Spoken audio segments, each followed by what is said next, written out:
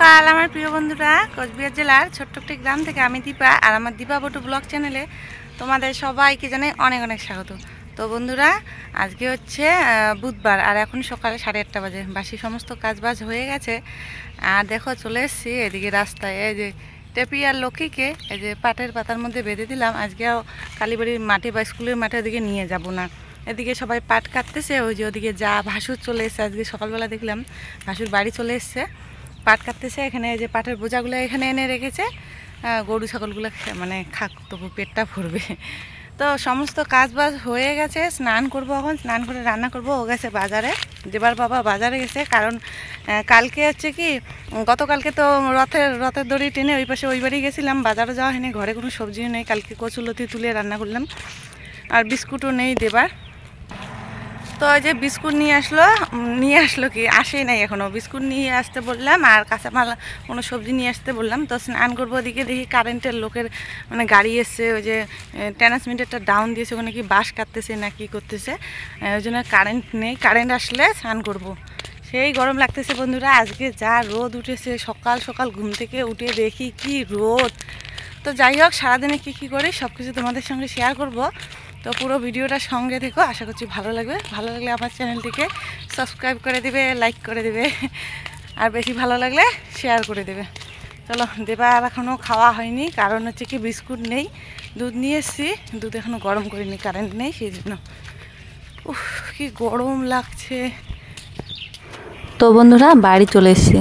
বাড়ি এসে সোজা কলপারে এসে জামা কাপড়গুলো ধুয়ে দিচ্ছি। কালকে যে গতকালকে যে ওই বাড়ি গেছিলাম, ওই বাড়ির রাস্তায় খুবই কাদা ছিল, শাড়িটার নিচে দেখি এখন অনেক কাদা লেগে আছে, সেই জন্য সার্ফ দিয়ে সকালবেলা ভিজিয়ে রেখেছি। আর কারেন্ট তো নেই, কারেন্টে আসা থাকলে অনেকটাই বেলা হয়ে যাবে, সেই জন্য ভাবলাম যে জামা কাপড়গুলো ধুয়ে দিই, কল পাম্প করে ধুয়ে দিই। কখন আসবে কারেন্ট, কখন শুকাবে, আকাশের অবস্থাও ভালো নয়, যখন তখন বৃষ্টি আসতে পারে, সেই জন্য। তো কল পাম্প দিয়ে আমি জামা কাপড়গুলো ধুয়ে নিচ্ছি। আর আমাদের কলটা এতটাই শক্ত, জল বের হতেই চায় না, অনেকটাই জোরে জোরে পাম্প দিতে লাগে, তারপরে বের হয়। তো স্নান করতে চাইলাম প্রথমে, আর কি কারেন্ট নেই না, সে গরমও লাগছে খুব। তো জল তুলে তুলে স্নান করে না একটা কেমন লাগে, ভালো লাগে না। আর পাইপ দিয়ে মোটরের পাইপ দিয়ে স্নান করলে অনেকটাই শান্তি লাগে, সেই জন্য ভাবলাম না এখন আর স্নান করবো না, রান্নাটাই সেরে নিই। তো বাজার থেকে নিয়ে এসে মাছ, ঢেঁকি শাক নিয়ে এসে, বেগুন, সার্ফ, তারপরে হচ্ছে বিস্কুট, আটা, এগুলো। আর একটা জিনিস নিয়ে এসে, আজকে নিয়ে এসে শুটকি মাছ। তো অনেক দিন ধরে শুটকি মাছ নেই ঘরে, শুটকি মাছ থাকলে মাঝে মধ্যে খাওয়া যায়, সেই জন্য দেখো এই যে একটা ঠোঙায় মাছ নিয়ে এসছে আর একটা ঠোঙায় শুটকি মাছ, এই ঠোঙাটায়। তো এই মাছগুলোকে আমরা বলি হচ্ছে চায়না পুঁটি, কেউ কেউ বলে জাপানি পুঁটিও বলে, চায়না পুঁটিও বলে। তো হচ্ছে কি দেখো, মাছগুলো কাটবো তার আগে আমি জামাটা ছেড়ে নিলাম, বাসি জামাটা ছেড়ে নিয়ে এখন শাক বেচতে বসছি। তো শাক বেছে নিয়ে তারপরে মাছ কেটে নিয়ে একবারে ধুয়ে নিয়ে আসবো। ওদিকে আমি ভাত বসিয়ে দিয়েছি, কারেন্ট নেই, কারেন্টের অপেক্ষায় থাকলে আজকে আর ভাত খাওয়া হবে না, ইন্ডাকশনও চালু হবে না। তো কারেন্টের আশা না দেখে আমি গ্যাসের মধ্যে ভাতটা বসিয়ে দিয়েছি। ভাত বসিয়ে দিয়ে এদিকে আমি শাকটা বেছে নিচ্ছি।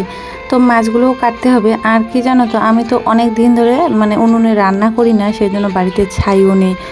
তো এখন যে বর্তমানে আমাদের হচ্ছে কি টেপি আর টুনির ঘর, তো ওই ঘরটার ভিতরে দেখবে রং করা। তো ওই ঘরটায় ঠিক করে নেওয়া হয়েছিল রান্না করার জন্য, একটা মাটির উনুন দিয়ে নিয়েছে আমার জায়ের কাছ থেকে, একটা শখ করে উনুন বানিয়ে নিয়েছিলাম। তো উনুনটা কোথায় রান্না করি, এই পাকা করে বারান্দায় কয়েকদিন রান্না করতে করতে এতটাই কালো হয়ে গেছে দেওয়ালগুলো, সেই জন্য আর ওখানে রান্না করা বন্ধ করে দিয়েছি। তারপরে ওই পাশে ঘরটা ঠিক করেছিল মিস্ত্রি ডেকে, ওই ঘরটায় আমি রান্না করতাম। তারপরে কি হয়েছে, রান্না করতেছিলাম, কত সুন্দর করে রান্না করতাম, উনুনে অনেক খড়ি আছে আমাদের বাড়িতে। তারপরে একদিন উনুনটা একদম ভেঙে যায়, মাঝখানে 2 টুকরো হয়ে যায়। তারপরে বর্ষাকালও চলে আসে, সেই জন্য রান্নাও বন্ধ করে দিই। তারপরে ওই যে ওই বাড়ি থেকে গরু নিয়ে আসি, গরু রাখার ঘর নেই, তারপরে লক্ষ্মীকে ওই ঘরে রেখে দিয়েছি। আগের ওই ঘরে আগে টেপি টুনিটা ছিল, এখন লক্ষ্মী থাকে, আর এখন আমার রান্নাঘরটায় হচ্ছে কি টেপি আর টুনি থাকে। তো যাই হোক, ছাই ছাড়াই আমি মাছটা কেটে নিয়েছি সাবধানে, বেশি একটা পিছলা নেই, তো সেই জন্য। তো মাছগুলো দেখো একদম মরমর করে ভেজে নেবো, লাল করে ভেজে নিচ্ছি, কারণ কি সকালবেলা আজকে এগুলো দিয়ে খাওয়া হবে, মাছ ভাজা আর শাক ভাজা। তো দেবার বাবা এক জায়গায় যাবে, বলছে খিদাও লেগে গেছে, তাড়াতাড়ি করো, সেই জন্য মাছ ভাজা আর শাক ভাজা দিয়ে দেখো ভাত বেড়ে নিয়েছি। তো বন্ধুরা, সকাল থেকে যা রোদ উঠেছে, তারপরে বাবা একদম হাঁপিয়ে যাচ্ছি, কাজ করতে করতে জামা টামা সব ভিজে যাচ্ছে ঘাম দিয়ে। তো এখন এত সুন্দর হাওয়া উঠেছে, খুব সুন্দর হাওয়া উঠেছে বন্ধুরা। আর হচ্ছে কি সকাল সকাল আজকে খাওয়া দাওয়া করে নিলাম, ঢেঁকি শাক ভাজা আর হচ্ছে কি মাছ ভাজা, যে মাছ নিয়ে এসছে তো মাছ ভাজা। তো খাওয়া দাওয়া করে ও গেল একটু দিনেটায় দরকারে, তো চলে গেল। আমি জামা কাপড় কয়েকটা ছিল আরও কয়েকটা, ওইগুলো ধুলাম। ধুয়ে এখন কি করব, স্নান করব। কারেন্ট এখনও আসেনি, এখন একটু হাওয়া খাচ্ছি। কাজকর্ম আজকে বেশি একটা নেই বন্ধুরা। এই দেখো কি সুন্দর হাওয়া উঠেছে, যা সুন্দর হাওয়া, একদম পাট গাছ কাটা ওদি পাট কাটা আর হয়ে গেছে সবারই। চলো এখন একটু টেপি লক্ষ্মীকে দেখে তারপরে দেখি কি করি, যাই করব তাই শেয়ার করব। আর কি বৃষ্টি আসবে মনে হয়, কারণ কি একটু ঝিরঝির করে বৃষ্টি পড়তেছে আর আকাশ এখন মেঘে ঢেকে গেছে, অন্ধকার। ও দেখো দেখো কি হাওয়া, সেই সুন্দর হাওয়া। আর ওদিকে শো শো করে মনে হচ্ছে বৃষ্টি আসতেছে, দারুণ হাওয়া। গাছ থেকে কাঁঠাল পেকে আপনা আপনি পড়ে গেছে, এই যে কাঁঠাল গাছ, এই যে নিয়ে যাই, লক্ষ্মী এখন খাবে।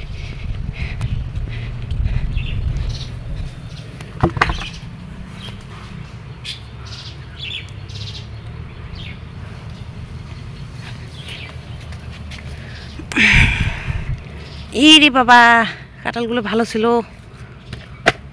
মতি এখন খালো নাকি?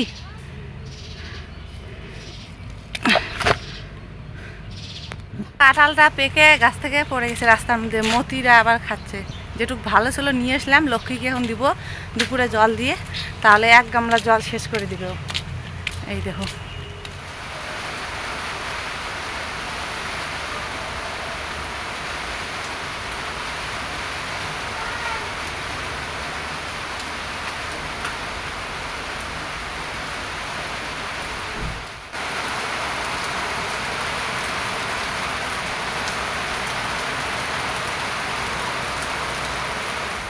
তো বন্ধুরা, বৃষ্টি শুরু হয়ে গেছে এদিকে। এই যে বৃষ্টিটা, এদিকে বৃষ্টি আছে কিন্তু ওদিকে সূর্যি মামা তবু উঁকি মারছে। ঘরের ভিতরে অন্ধকার, বৃষ্টিটা পরে একটু ঠান্ডা ঠান্ডা লাগছে, যা গরম সকাল থেকে।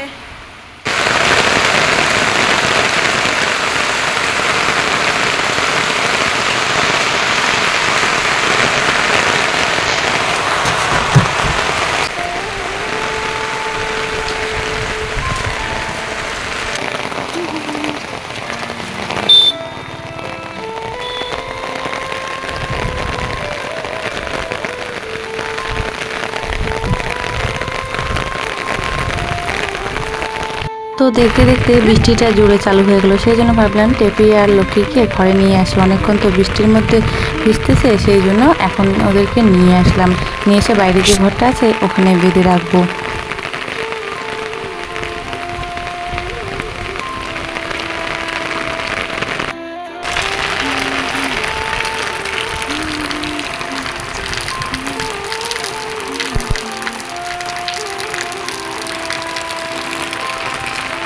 তো বন্ধুরা, এখন দুপুর 2টার মতো বেজে গেছে। তো দেবার বাবা যেখানে গেছিলো ওখান থেকে চলে এসছে, আর আসার পথে দেখো কত কিছু নিয়েছে, মিষ্টি, তারপরে কচুরি, এগুলো নিয়ে এসছে। তো এগুলো এখন খাবো, সেজন্য দেখলাম, আমাকে বললো যে খুলে দেখো কত কিছু নিয়েছে। ও আবার ওদিকে গাড়িটা ধুচ্ছে, গাড়ি ধুয়ে তারপরে স্নান করবে। তো 2টা কচুরি নিয়ে এসছে, তারপরে হচ্ছে রসের মিষ্টি নিয়ে এসছে, আর হচ্ছে কি রসমালাই নিয়ে এসছে। তো 2টা প্যাকেটে আলাদা আলাদা রসমালাই প্রথমে হয়তো নিয়েছে এমনিতে, পরে হয়তো ভেবেছিল যে প্যাকেটের মধ্যে পড়ে যাবে, সেই জন্য এই যে ঠোঙার মধ্যে দিয়ে দিয়েছিল। আর রসমালাইটা না একটু টক টক ছিল। আমি 2টা নিয়েছি অবশ্য, কিন্তু 2টা খাইনি, একটা রসমালাই খেয়েছি আর অর্ধেক কচুরি খেয়েছি। আমি আবার বেশি মিষ্টি খেতে পারি না। আর কচুরির ভিতরে যে মশলাগুলো থাকে, মশলাগুলোর মধ্যে এতটা লবণ বেশি ছিল, খাওয়াই যাচ্ছিল না। তো সবগুলো একখানে দেখো কত সুন্দর করে বাটিতে রেখে দিয়েছি আলাদা আলাদা করে। ছেলে ঘুমিয়ে গেছে, তো ঘুম থেকে উঠলে দেবা হচ্ছে কি মিষ্টি খেয়েছিল, ঘুম থেকে উঠে শুধু ওই যে রসের মিষ্টিটা আছে ওটা খেয়েছিল। তো দেখো আমি প্লেটের মধ্যে নিয়ে নিয়েছি, কিন্তু এতগুলো খাইনি। কচুরিটা অর্ধেক খেয়েছি আর একটা রসমালাই খেয়েছি। তো যাই হোক বন্ধুরা, আসল কথায় আসি। তো টাইটেলে যেটা দেখছো যে প্রতারণা করে আমাদের কাছ থেকে অনেক টাকা ঠকিয়ে নিয়েছে, এটা সত্যি কথা বন্ধুরা। কয়েক বছর আগে, 1.5 বছর কি 2 বছর আগে আমার ছেলে যখন ছোট, তো আমার বরের একটা চাকরির খবর আসে। তো সেই চাকরির সূত্রে আমাদের কি হয়েছে অনেক টাকা চলে যায়। কারণ কি প্রথমে মানে চাকরির যে লোকটা এসেছিলো মানে খবর দিয়েছিল ওকে নাকি শিলিগুড়ি যেতে হবে। তো একদিন ও ভোরবেলা শিলিগুড়িও গেছিলো অনেক লোকের সঙ্গে, মানে অনেক কয়েকজন ছিল, অনেক কয়েকজনের সঙ্গে শিলিগুড়ি গিয়েছিল। শিলিগুড়িতে গিয়ে ওখানে নাকি ট্রেনিং হবে, সেজন্য ও গিয়েছিলো। ওখানে গিয়েও ও ঘুরে এসেছিলো, বলেছে যে আরেকদিন যেতে লাগবে। তো আরেকদিন যাওয়ার কোনো মানে ইসে হয়নি। তারপরে সেই লোকটা বারবার আমাদের বাড়িতে আসে, এত মধুর মধুর কথা বলে। কথায় আছে দুষ্টু লোকের মিষ্টি কথা। তো এতটা মিষ্টিভাবে আমাদের সঙ্গে কথা বলে, এতটা ভালো ব্যবহার করে, আমরা সেই ব্যবহারে একদম ভুলে গেছি, একদম মন আমাদের গলে নিয়েছে। তারপর কথায় কথায় বলে আমাদেরকে নাকি টাকা দিতে লাগবে। তো 2 লাখের মতো আমাদের কাছে টাকা চেয়েছিল। তো আমরা মানে সেই মুহূর্তে আমাদের হাতে কোনো টাকা পয়সা ছিল না। আর আমার বিয়ের পর থেকে আমি দেখে এসেছি যে আমার শ্বশুরবাড়িতে জমি জমা আছে, বেশিরভাগে বন্ধক ছিল, হয়তো বিভিন্ন সূত্রে বন্ধক রেখেছে। তো যেইটুকু মানে জমি খোলা ছিল 3 বিঘা 4 বিঘার মতো, সেই জমিটাও পরে বিক্রি করেনি, বন্ধক রেখেছিল। বন্ধক রেখে লোকের কাছে পয়সা নিয়েছিল সেই চাকরির জন্য। তো 2 লাখ টাকা বন্ধক রেখেছিল। তারপরে কী হয়েছিল, সেই টাকা তো আমাদের চলে গেছে। তো আমাদের জমিও মানে বন্ধক তারপরে হয়ে গেছে। তো টাকা মানে ধাপে ধাপে আমাদের কাছে 50,000 এরকম করে 1.5 লাখ টাকা নিয়েছিল। তো সেই টাকা নেওয়ার পরে মানে তারপরে খবর এসেছিলো যে চাকরিটা নাকি হবে না। মানে বিভিন্ন মানে কথোপকথন অনেক কিছু হয়েছিল। হওয়ার পরে বলেছিল যে চাকরিটা মানে হবে না। আমরা আশায় ছেড়ে দিয়েছিলাম, কারণ কি ফ্রড লোকের কাছে পড়েছে, আমরাও পরে বুঝতে পেরেছিলাম। তো প্রথমের দিকে আমার বর বলেছিল যে টাকা দেওয়া লাগবে না, যদি মানে এমনিতেই হয় হবে, না হয় না হবে। তো আমার শ্বশুর বলেছিল যে যদি হয় পয়সাটা দেই না, যদি হয়। তো প্রথমে ওই লোকও কিন্তু বলেছে কোনো পয়সা করি কিচ্ছু লাগবে না, আগে জয়েন্ট লেটার হাতে পাবে, তারপরে তোমাদের পয়সা দিতে লাগবে, এরকমভাবে বলেছিল। আমাদের তো প্রথমে মন গলে নিয়েছিল, যেহেতু বলেছে প্রথমে কোনো পয়সা দিতে লাগবে না। তারপরে এরকম করতে করতে 1 দিন এসে 2 দিন এসে বাড়িতে, তারপরে যে লোকের কাছ থেকে আমাদেরকে চাকরিটা দিবে ওই লোকের কাছে ফোন করেছিল, আমাদের বাড়িতে ফোন করেছে, আমরা ফোন রেকর্ডও করে রেখেছিলাম। তো এইভাবে আমাদের কাছ থেকে 1.5 লাখ টাকা নিয়ে নেয়। আর কী হয়েছে বন্ধুরা জানো তো, আমরা মানে কেন এতটা বিশ্বাস করেছি, কারণ কি এক জ্যোতিষীর কাছে আমার বর হাত দেখিয়েছিল, বা যে কোনো একটা দেখিয়েছিল, বলেছিল তোমাদের ব্যাংকের চাকরি হবে, আমার বরের নাকি ব্যাংকের চাকরি হবে। তো সেই সূত্রে যেহেতু ওই চাকরিটা ব্যাংকের চাকরি ছিল, আমরা ভেবে নিয়েছিলাম মনে হচ্ছে এই চাকরিটা হবে, যেহেতু জ্যোতিষী বলেছিল। আর চাকরিটা না হতে আমাদের একদম গ্রামে একদম সবার মুখে মুখে যে দেবার বাবার নাকি চাকরি হয়ে গেছে, এরকম সবার মুখে মুখে সবাই আমাকেও বলে তোমার বরের নাকি চাকরি হয়ে গেছে। এইভাবে করতে করতে চাকরিটাই আর হয়নি বন্ধুরা।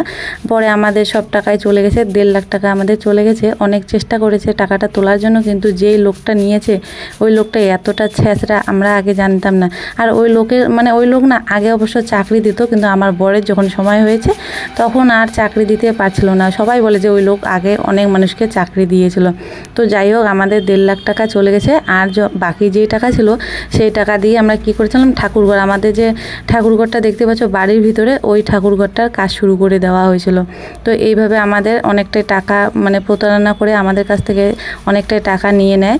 আর আমার বরের জন্য না অবশ্য মানে অনেক টাকা গেছে, কারণ কি আমি শুনেছিলাম আমার বিয়ের আগেও নাকি, যখন আমার বর ছেলে মানুষ ছিল, তখনও নাকি ওই ব্যাংকের চাকরির জন্য আরও একজন লোক ঠকিয়েছিল। যেহেতু যে জ্যোতিষীর কাছে শুনেছে ব্যাংকের চাকরি হবে, আর ওই লোকও এসে বলেছে ব্যাংকের চাকরি, তখন আবার জমি বিক্রি করে দিয়েছিল। তখন তো জমি বিক্রি করে দিয়েছিল, এর পরের বার জমি বন্ধক রেখেছিল। এইভাবে অনেক টাকা আমাদের চলে গেছে।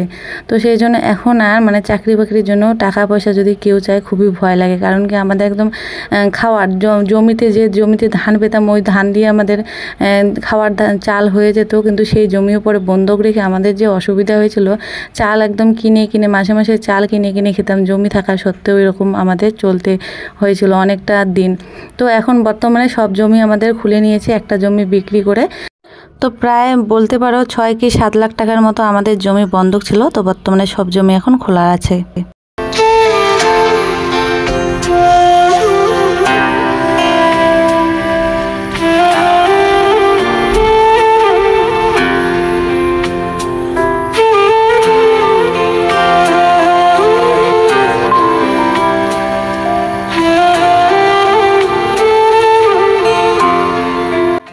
তো তো যাই হোক বন্ধুরা, অনেক তো গল্প অনেক কিছু হলো। তো এখন সন্ধ্যা হয়ে গেছে আর ওর বাবা বাজার থেকে যে চপ আর সিঙ্গারা নিয়েছে, সিঙ্গারা চপ খাচ্ছি। আর কি বলো তো বন্ধুরা, অনেক মানে বেশি ভিডিও তোমাদের সঙ্গে শেয়ার করতে পারিনি, কারণ কি দুপুরের পর থেকে আমার একটা খুবই অসুবিধা হচ্ছিল, মানে শরীরে এতটাই অসুবিধা হচ্ছিল, তোমাদের সঙ্গে ভিডিও করতেই পারিনি। যতই তোমাদের সঙ্গে হাসি মুখে কথা বলি না কেন, আমি তো জানি আমার শরীরের ভিতরে কি চলছে। তো যাই হোক, বেশি কিছু ভিডিও শেয়ার করতে পারিনি। আর রাত্রেবেলা বেশি কিছু রান্না করবো না, যেহেতু শরীরটা ভালো নেই। তো কাঁঠালের বীজ ছুলিয়ে নিচ্ছি, কাঁঠালের বীজ আর আলু সিদ্ধ করব, আর হচ্ছে কি বেগুন ভাজা করব। তো বন্ধুরা, আজকের ভিডিওটা তোমাদের কেমন লাগলো অবশ্যই কিন্তু বলবে, আর ভালো লাগলে চ্যানেলটিকে সাবস্ক্রাইব করবে। তো তোমাদের সাপোর্ট আর ভালোবাসা খুবই আমার প্রয়োজন বন্ধুরা, একটু সাপোর্ট করো আমাকে।